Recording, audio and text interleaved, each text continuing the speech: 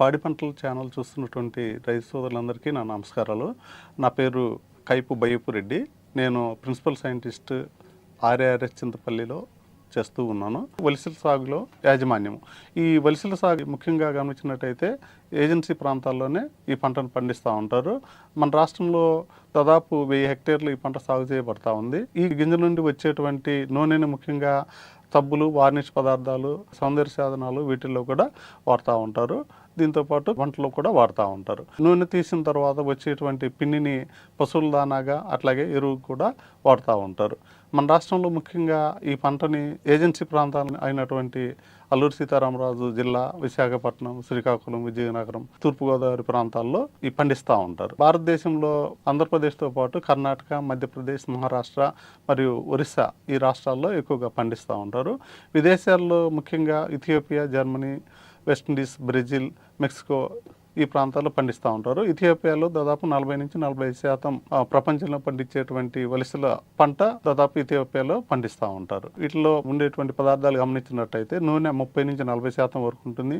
మాంసకృతులు 10 నుంచి 25%, total soluble sugars తో కరిగే చక్కెర 10 నుంచి 20%, అట్లాగే ముడి పీచు ఉంటుంది. విత్తనం నిల్వ చేసుకోవడానికి 10 నుంచి 11% వరకు తేమను ఉండేటట్టు చూసుకోవాలి. విత్తే సమయం ఆగస్టు 2వ పక్షం నుంచి సెప్టెంబర్ 1వ పక్షం వరకు విత్తుకోవటానికి అనుకూలంగా ఉంటుంది. మన రాష్ట్రంలో ముఖ్యంగా విత్తనం ఆలస్యంగా అయితే గింజ కట్టే దశలో, పూత దశలో ఈ వర్షాభావానికి పంట గురయ్యేదానికి అవకాశం ఉంటుంది. దాని ప్రభావం మనకి దిగుబడుల మీద గణనీయంగా చూపుతూ ఉంటుంది అనమాట. ఈ వలసలు గిరిజన ప్రాంతాల్లో ఎక్కువగా లోకల్ గా ఉండేటువంటి రకాలనే వాడుతూ ఉంటారు. ఈ మధ్య కాలంలో ఎక్కువగా JNS 28, ఉత్కలనైజర్ 150 అనే రకాలు సాగు చేస్తూ ఉన్నారు.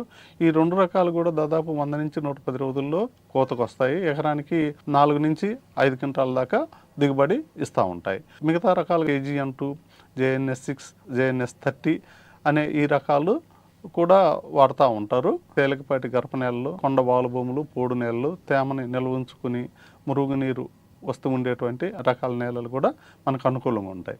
నేల తయారు చేసుకోవడానికి 2 సార్లు మనకి పంట విత్తే ముందు 2 సార్లు బాగా దున్ని బాగా చదును చేసుకొని విత్తుకున్నట్టయితే పంట బాగా వచ్చేదానికి అవకాశం ఉంటుంది. విత్తేదానికి ఎకరానికి 2 నుంచి 3 కిలోల వరకు విత్తనం అవసరమైద్ది.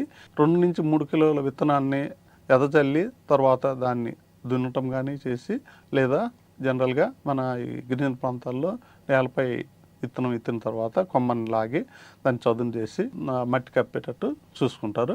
వరుసల పద్ధతులు వేసేటప్పుడు 30/10 అంటే వరుసల మధ్యలో 30 సెంటీమీటర్లు, మొక్కల మధ్యలో 10 సెంటీమీటర్లు ఉన్నట్టయితే మనకి దిగుబడులు ఎక్కువగా పెరిగేదానికి అవకాశం ఉంటుంది.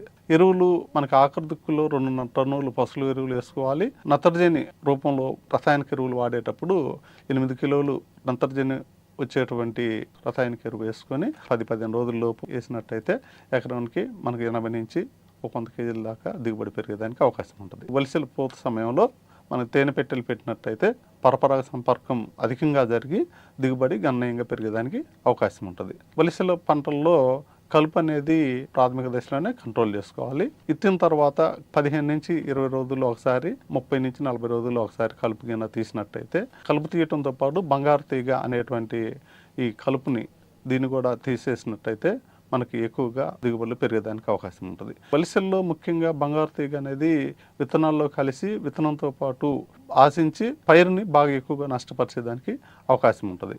కాబట్టి బంగారు తీగ విత్తనాలు వలసల విత్తనాలతో పాటు కలిసినట్టయితే వాటిని ప్రాథమికంగా విత్తేలోపే వాటిని సెపరేట్ చేసుకొని మనం విత్తుకోవడం అనేది మంచిది. ఈ విత్తనాలను సెపరేట్ చేసేదానికి ఏంటంటే 0.85 నుంచి 1 మిల్లీమీటరు సైజు ఉండేటువంటి రంధ్రాలు గల జల్లెడతోటి జల్లించినట్టయితే వలసల విత్తనాలు మనకి తేలిగ్గా వాటిని సెపరేట్ చేయబడతాయి. లేదంటే ఇంకొక పద్ధతిలో ఉప్పు నీటి ద్రావణం పద్ధతి.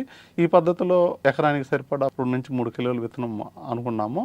ఆ విత్తనాలని మనకి ఉప్పు నీటి ద్రావణంలో 20 లీటర్ల ఉప్పు నీటిలో 3 కిలోలు ఉప్పు వేసి బాగా కలయబెట్టి వలసల విత్తనాలు కానీ దాంట్లో వేసినట్టయితే వలసల విత్తనాలు కిందకి వెళ్ళేసేసి బంగారు తీగ విత్తనాలు పైకి వచ్చి తేలికపాటిగా ఉంటాయి కాబట్టి సెపరేట్ చేసుకునే దానికి అవకాశం ఎక్కువగా ఉంటుంది. 30-10 సెంటీమీటర్ల దూరంలో వరుసల పద్ధతుల్లో నాటుకున్నట్టయితే మన బంగారు తీగ అనేది ఎక్కువ ఆశించకుండా ఉండి, ఒకవేళ ఎక్కడన్నా సరే మనం ఆశించినట్టు గమనిస్తే దాన్ని సెపరేట్ చేసుకోవడానికి కూడా మనకి అవకాశం ఎక్కువగా ఉంటుంది.